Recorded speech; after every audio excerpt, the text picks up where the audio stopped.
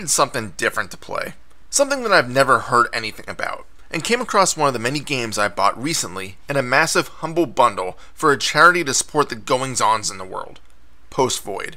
It looked interesting. The first thing I thought of was a first-person shooter with PlayStation 1 graphics. Sign me up! Upon booting the game, you are immediately thrown into the tutorial stage. The game is very simple to learn.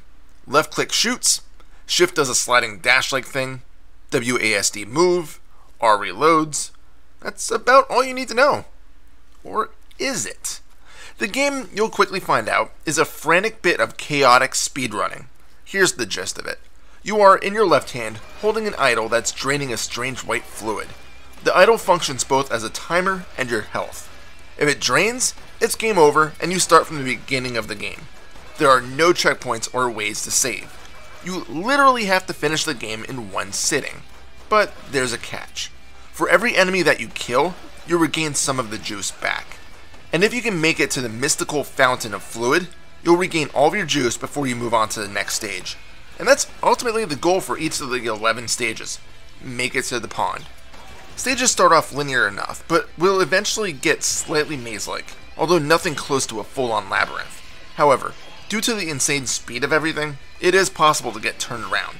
So yeah, once you get thrown into the game proper, as in after the tutorial and you get to see the title screen, you begin at stage 1. You'll learn on the fly that speed takes priority over everything. You'll want to aim for the head for quick kills, and the game is the clearest definition of a Twitch shooter that I can come up with, as you'll constantly be spinning the mouse around looking for threats to kill to get those extra few seconds of life. You'll know when you're nearing death when a counter shows up on the screen, taking down from 3.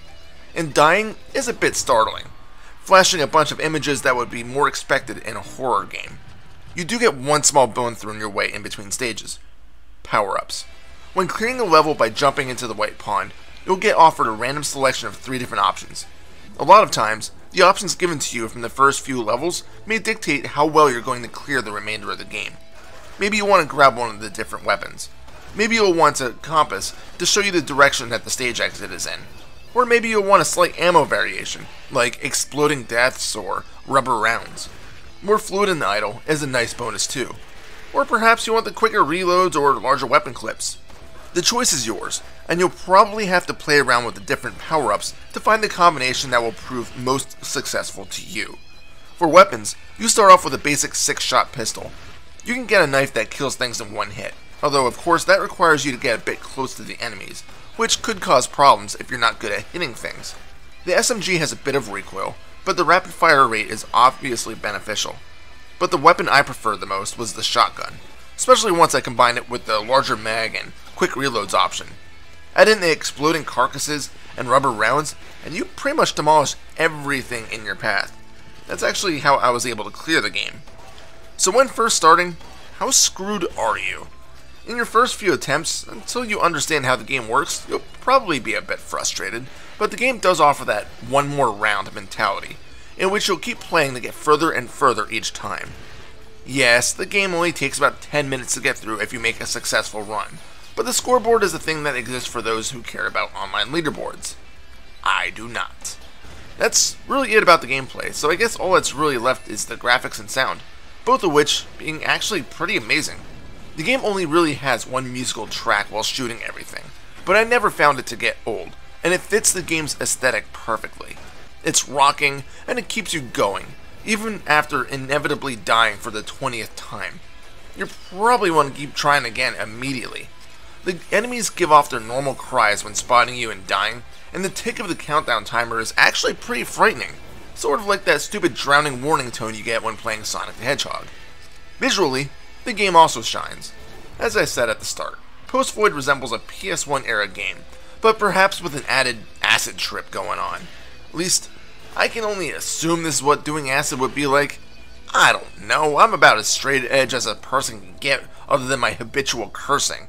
The levels actually feel alive, with wavy floors and even the walls seem to be moving. After playing Post Void though, I can't imagine a game having any other sort of graphical style, as it just fits. And that's a great way to sum up Post Void. It just fits. At first, I wasn't sure if I was going to get into the game.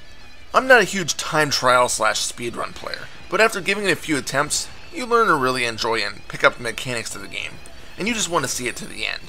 I can't imagine paying anything more than I think the $3 the game normally retails for, though, as it took me less than an hour to learn the game and finish it, according to my Steam stats. And since playing it, other than perhaps streaming it at some point, I can't imagine really coming back to it again. But if you're a fan of vying for the top score, then you'll probably get a lot more life out of Post Void. But for a casual fan like myself, you'll get about a half day's worth out of it tops, and then you may never touch it again. I'm not going to say that's a bad game, as it definitely isn't, but the lifespan will most definitely vary.